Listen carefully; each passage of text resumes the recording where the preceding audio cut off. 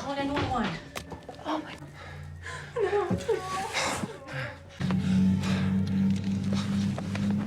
Halo semuanya, kembali lagi bersama saya di channel JS1. Nah, di video kali ini kita akan membahas sebuah film yang berjudul Shrapnel yang pernah dirilis pada tahun 2023. So, let's talk about it. Di awal film, kita diperkenalkan dengan Sean, seorang pria paruh baya yang sedang mencari putrinya di kota Juarez, Meksiko. Beberapa hari yang lalu, putrinya yang bernama Lei pergi tanpa izin untuk menonton konser bersama temannya. Tapi sejak saat itu, mereka tidak pernah kembali lagi. Sean menduga kalau mereka diculik oleh warga Juarez. Apalagi kota ini dikenal sebagai salah satu kota paling berbahaya di dunia. Dia semakin yakin ketika dia menemukan mobil dan kacamata milik anaknya di tempat rongsokan.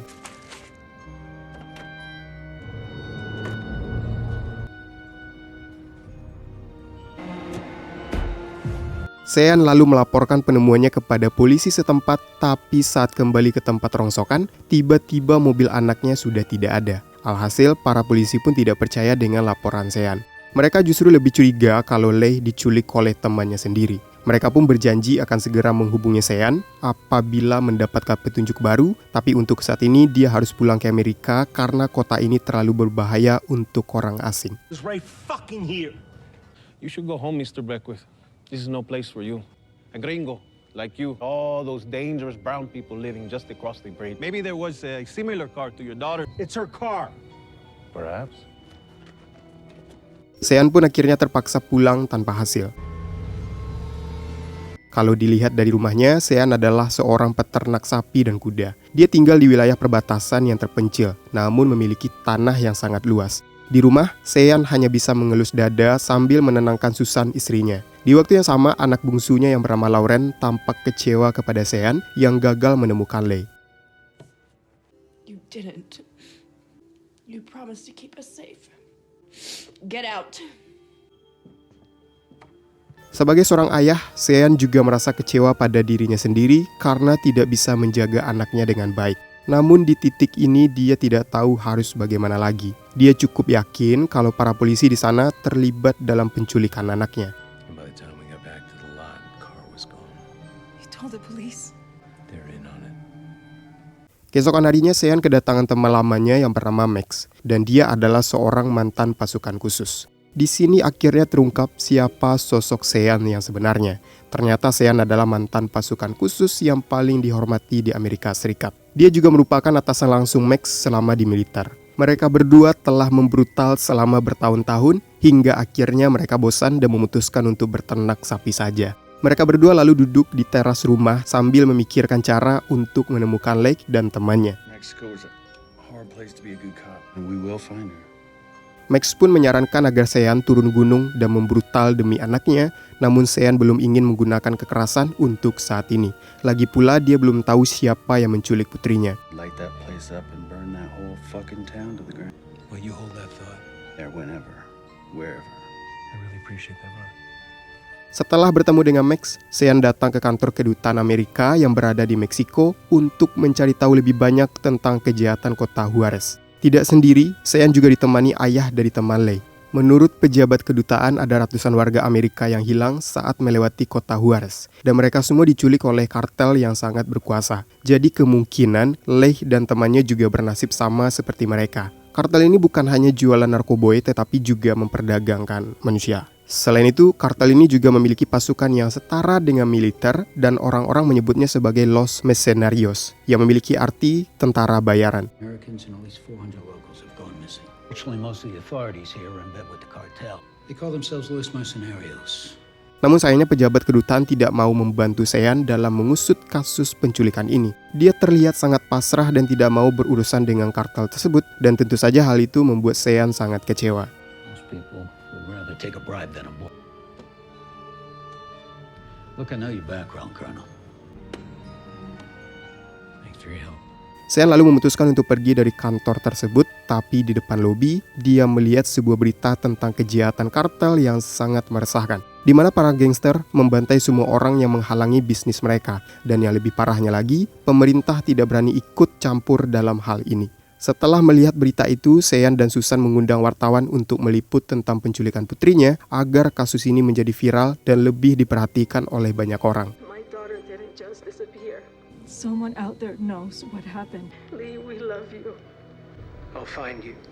Berita itu pun menyebar hingga sampai ke telinga bos kartel yang bernama Garza. Dari sini dia jadi tahu kalau Sean adalah mantan pasukan khusus yang sangat dihormati. Dia juga sangat yakin bahwa cepat atau lambat Sean pasti akan datang menyerang kartelnya. Oleh karena itu, Garza menyuruh anak buahnya untuk menangkap orang yang menculik Leigh dan teman-temannya. Dan ternyata penculik yang dimaksud adalah polisi yang ada di awal film tadi. Mereka berdua mengambil para gadis sebagai hadiah untuk anggota kartel, tapi kali ini mereka benar-benar sudah salah pilih target dan telah membahayakan kartel. Garza lalu menyuruh anak buahnya untuk menghabisi dua polisi tersebut.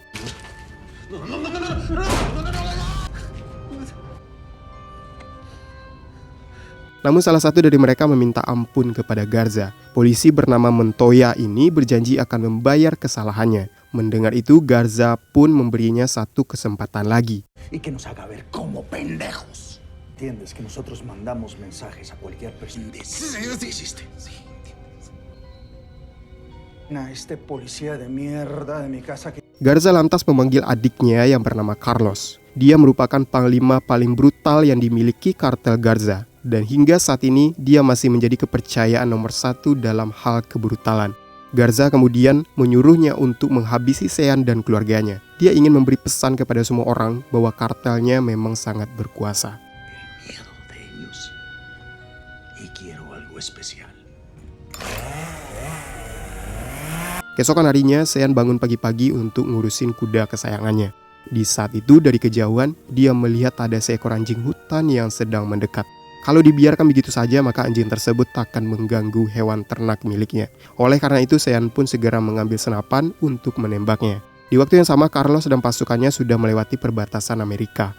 Mereka semua mengenakan rompi anti peluru dan juga membawa persenjataan yang sangat lengkap. Sean yang sedang membidik anjing tiba-tiba melihat rombongan Carlos sudah semakin mendekat. Sontak, Sean pun langsung memperingatkan Susan dan Lauren untuk berlindung di dalam rumah, sedangkan dia akan menahan serangan mereka.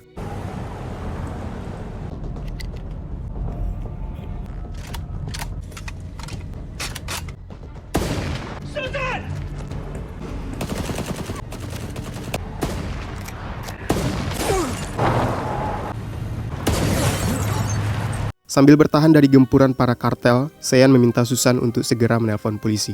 Awalnya mereka kesulitan karena Carlos membawa alat penangkal sinyal, tapi untungnya mereka tetap bisa menghubungi polisi terdekat. Laporan mereka lalu diterima oleh seorang polisi yang lagi berpatroli di pinggir jalan.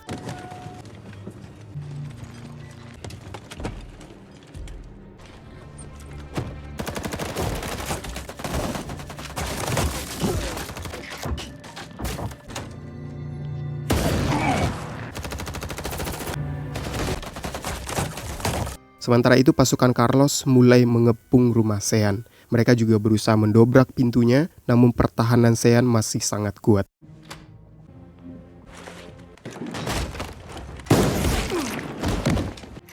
Tapi lama-kelamaan Sean mulai kehabisan akal untuk menahan mereka. Alhasil, dia pun sengaja menggiring Carlos and the gang untuk masuk ke rumahnya. Kemudian salah satu anggota bertanya kenapa Carlos belum memberi aba-aba, padahal lawannya hanya satu orang saja. Bukan memperlambat waktu, tapi Carlos tidak mau gegabah karena yang sedang dihadapi adalah mantan pasukan khusus paling brutal di Amerika.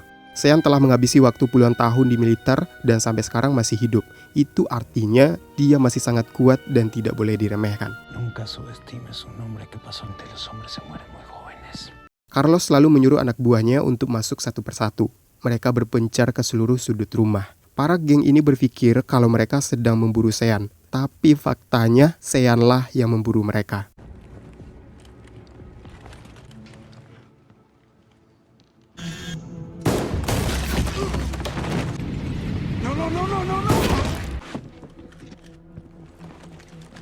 Di sini Sean bergerak seperti hantu di mana dia berhasil menghabisi mereka satu persatu tanpa harus menunjukkan dirinya.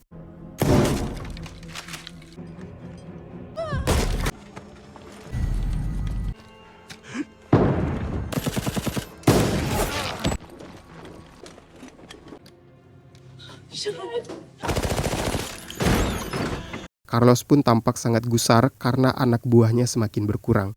Dia pun akhirnya masuk ke dalam rumah dengan semua pasukannya, termasuk Montoya, si polisi korup. Mereka berusaha mendesak agar Sean mau keluar dari persembunyiannya, namun Sean tidak mau terpancing dengan Carlos. Dan bukannya bertahan, Sean malah menyerang duluan.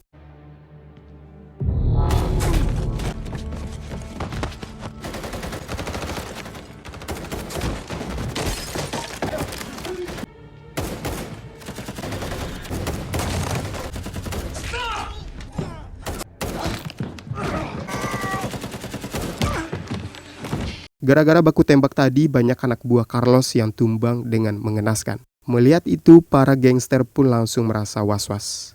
Sama halnya dengan Montoya yang ketakutan dan bersembunyi di balik dinding, tetapi Carlos tidak suka jika anak buahnya menjadi pengecut. Dia pun akhirnya menyuruh Montoya untuk mencari Sean, namun tiba-tiba Sean muncul dan langsung menodongkan senjatanya.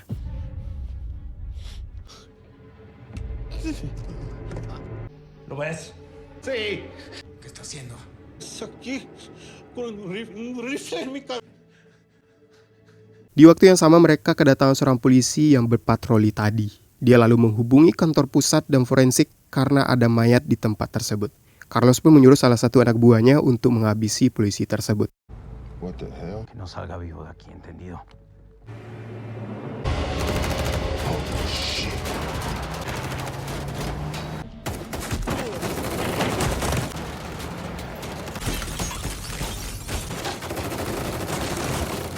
Anak buah Carlos pun menembakinya dengan membabi buta. Dia lalu mengecek polisi tersebut untuk memastikan kalau dia benar-benar sudah tewas, tapi ternyata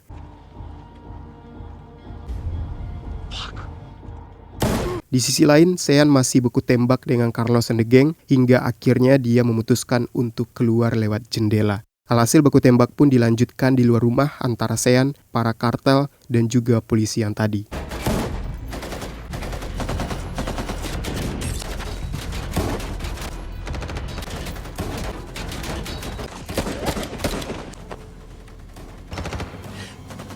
Sayangnya baku tembak ini merenggut nyawa polisi sehingga Sean harus berjuang sendirian lagi. Namun karena amunisinya mulai habis, dia pun menyuruh Susan untuk membawa mobil. Setelah itu Sean dan keluarganya pergi secepat mungkin.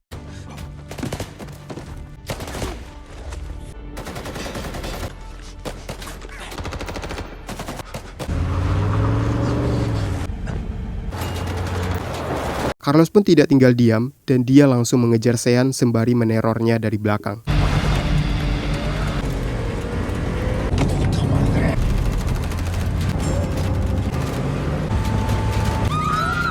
Tentu saja hal tersebut membuat Sean sangat murka. Dia akhirnya memutuskan untuk turun dari mobil, lalu dengan membrutalnya, dia membantai semua anggota kartel yang tersisa.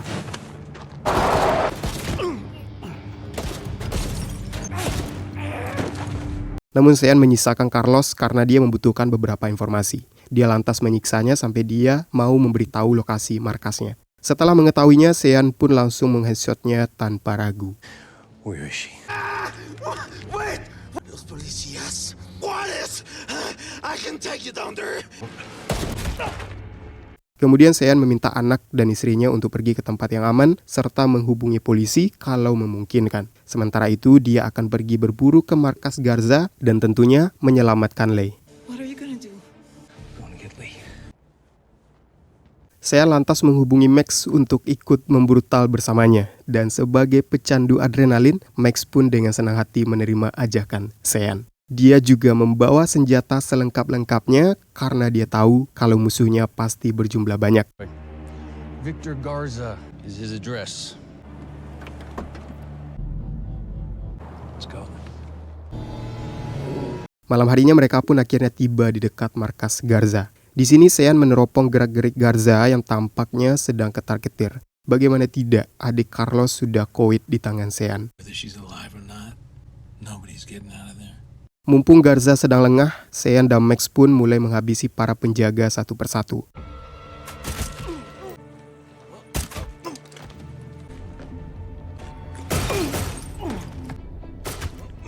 Tapi setelah itu mereka harus berhadapan dengan pasukan yang lebih kuat lagi dan baku tembak berlangsung dengan sangat sengit.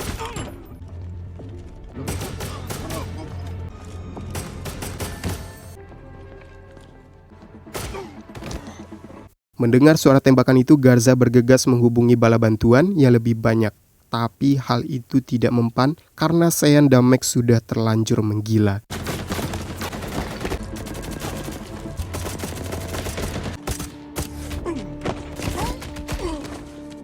Setelah puas berburu, mereka berdua pun menerobos masuk ke ruangan Garza sambil menodongkan senjatanya. Di sini Sean terlihat sangat murka ketika melihat wajah Garza. Alhasil Sean pun lepas kendali dan langsung menghajarnya.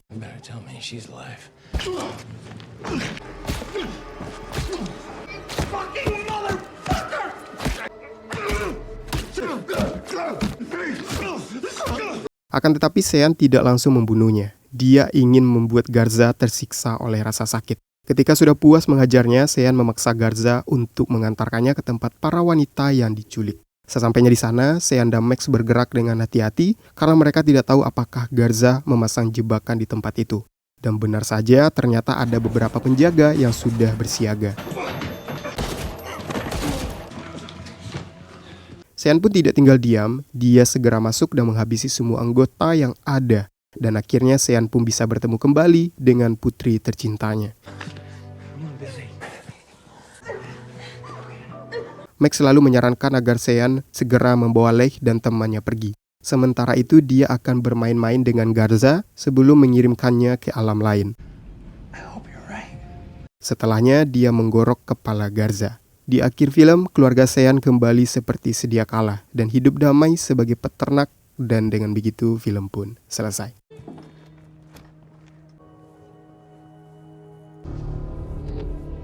Nah, seperti itu lalu cerita dari film Shrapnel. So, coba tuliskan di kolom komentar bagaimana menurut kalian tentang pembahasan kali ini. Dan jika kalian suka, jangan lupa berikan like-nya. Saya Jody Setiawan, thank for watching video, and until next time.